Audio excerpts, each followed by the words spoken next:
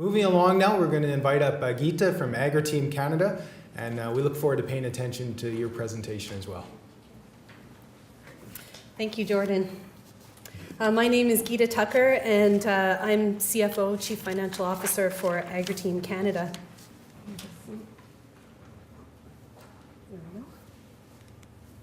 There.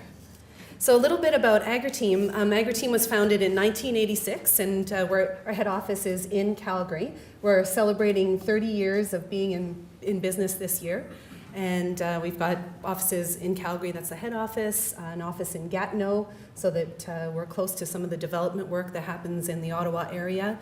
We have a sister company called Salazan Consulting Incorporated, and they're based out of Victoria. And we have field offices in about 15 countries all around the world. We've got about 500 plus employees at Agri-Team. As CFO, I focus mostly on contract management, risk management, human resources, but I'm also very involved in proposal from the financial aspect and costing and pricing the financial proposals. So that's a lot of where I'm involved. We do about 40 million worth of revenues each year in international development.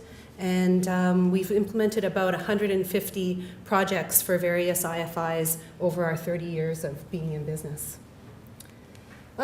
These are some of the sectors that we've worked in. So obviously we started in agriculture, that's where the name Agri-Team comes from. But we really are a good example of how to grow organically and how to grow through the partnering and consortium and joint venture process.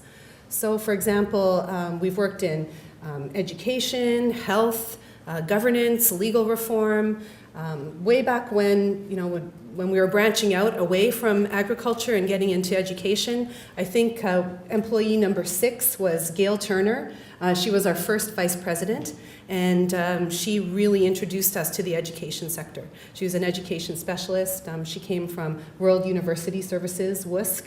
And we started doing projects in China in basic education, later on in Peru, and we've worked all around the world. After that, would have been around 2003, we decided to branch out into the health sector. So again, we had this strong focus in capacity development and project management, but we didn't have the expertise in the health sector. So we hired some employees. We partnered at first with companies like Care Canada, and organizations, I should say, because they're an NGO. And so we gained some experience working with them. We hired in some health specialists at a certain point, and then we started working in the health sector as well.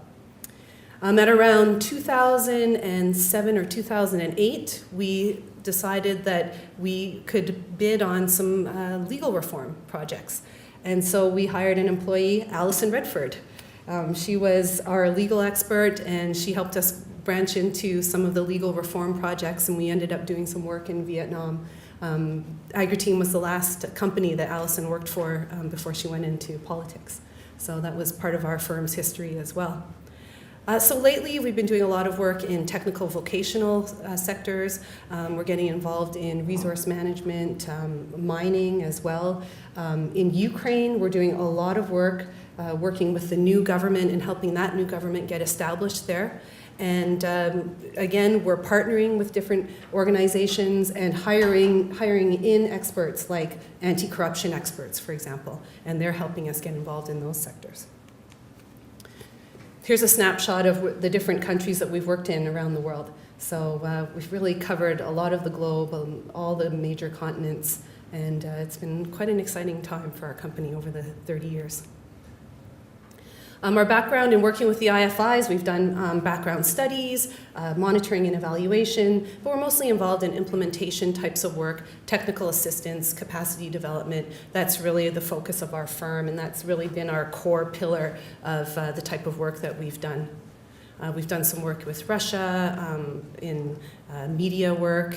We've done some work in China with the World Bank as well, and also in Ethiopia most recently on a food security project with the World Bank.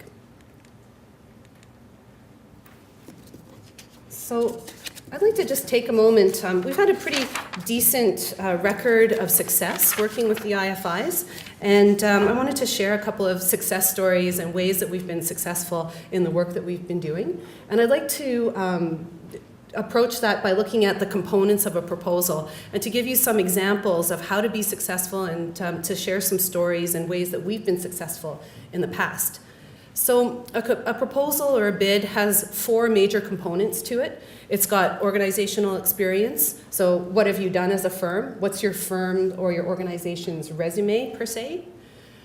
Methodology. So what is your unique approach to solving the problem that's been put before you by one of the IFIs? So how innovative is it while still responding to the requirements of the IFI? So that's, you've heard that before from this morning, that's really, really important as well. Personnel, what are the qualifications of the people who are working on your projects? What do they bring to the table? And finally, the part that's near and dear to my heart, the financial pricing and the financial proposal part of a proposal and a bid. And that is, how expensive are you? And do you provide good value for money in your proposal? So I'd like to talk about each one of these areas and just share some stories of our success. So organizational experience. So what is your organization's competitive advantage? What makes you special? What is your niche that you work in? And what is the unique skill or ability that you have to offer in this proposal? So that needs to come out loud and clear in your proposal. It has to be very clear, and the IFI shouldn't have to go hunting for that. It should jump out and it should really sing as part of your proposal.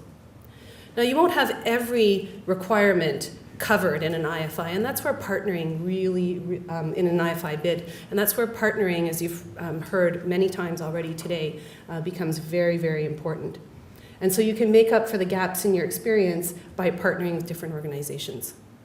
So one example we had was working with the University of Manitoba in Pakistan, and we were working on an HIV/AIDS surveillance project. We had a lot of the experience in community engagement and in capacity development. And then what we did was we partnered with the University of Manitoba, who had some of the lead epidemiologists and epidemiological research in the world.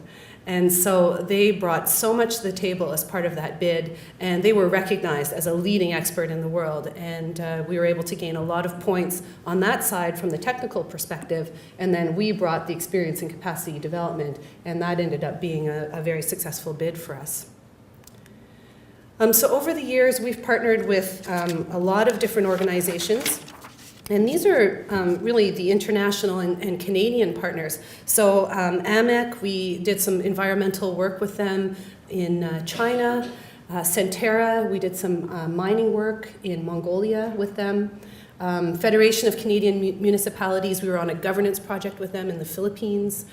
Care Canada, we built 14 medical clinics in Nigeria and partnered with Care Canada, who was the expert from the health perspective.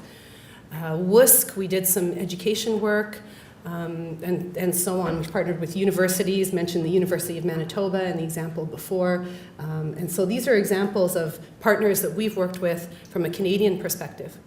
But as has been mentioned before, it's also extremely important to have a good local partner. They can help you navigate, they can help you set up your office, find good people, help you with your recruitment, even figuring out local customs and ways to do business in a productive and efficient way. It's so important. And over the years, we have key people and key organizations that we work with in certain countries like China and in Ethiopia that we consider key people as part of our business and people upon whom we rely incredibly. And we would not be able to be successful in that country without these groups and these people. So it's very important. Methodology, so that's the second component of a bid. Again, answer the requirements. You know, it's so important to take that, as Suresh said, take that fine-tooth comb and read through every word and every requirement. Then write your proposal, and then do it again. Sit with the request for proposal, the RFP document in front of you, and again, go through your proposal and check everything to make sure that you have responded to every single requirement that's on there. I mean, despite the fact that we've been in business for over 30 years, we still about once or twice a year get caught on not properly responding to a requirement. And we just like bang our heads and go, it was right there in the document. How could we not see that, not do that? So it's very important. If there's an evaluation grid, score yourself against it. Be your hardest marker and give yourself a score and see if you can improve that score through your methodology. Sometimes we've gone through that process of scoring ourselves, and then we've realized that we really need a partner here. This is just not a good score. We've got to bring up the score and let's make a last-minute phone call to this organization and hope that they're not taken, they haven't partnered up with anybody already, and that we could really improve our bid that way. Last-minute things to become successful as well. Personnel, so what unique skill or experience do your personnel bring to the table? And complement your roster through either hiring external consultants or again through partnering. So the lead epidemiologists from the University of Manitoba, they were experts in their field and their CVs scored very well in the proposals. So those were invaluable as well as part of our proposals. External consultants, so I mentioned the work that we do in Ukraine. We don't have anti-corruption experts on staff, so we hire external consultants to do that. We don't have mining experts on staff, so we will hire mining experts as well to flesh out and to really round out our proposal and to make it as successful as possible. It's really about being honest with yourself about where your gaps are in your proposal and identifying ways that you can then make that better. And then finally, the financial and the price proposal. So I'm really involved in this part of bidding. And I think the first part is really understanding what is the structure, what is the financial model that's being put forward in this bid? So are you bidding on the basis and are you winning points on the basis of consulting fees only? Or have they asked you to propose your fees plus expenses? So have they asked you to cost out the entire cost of doing this project, and are you being measured on that? Is it a lump sum bid?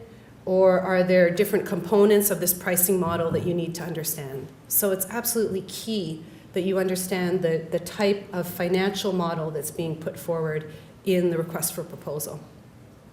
I think MHI mentioned earlier the Asia Development Bank. We share that sentiment exactly, that they ask you to bid on fees plus expenses.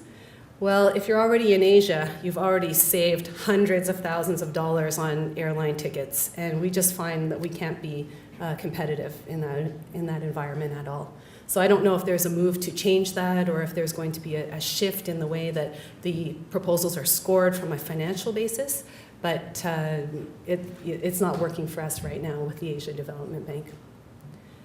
Another thing to consider is how many points are awarded on technical versus financial. This morning you heard people throw around 80-20, 70-30, not at all, based purely on your technical proposal. That really affects how you're going to bid this proposal.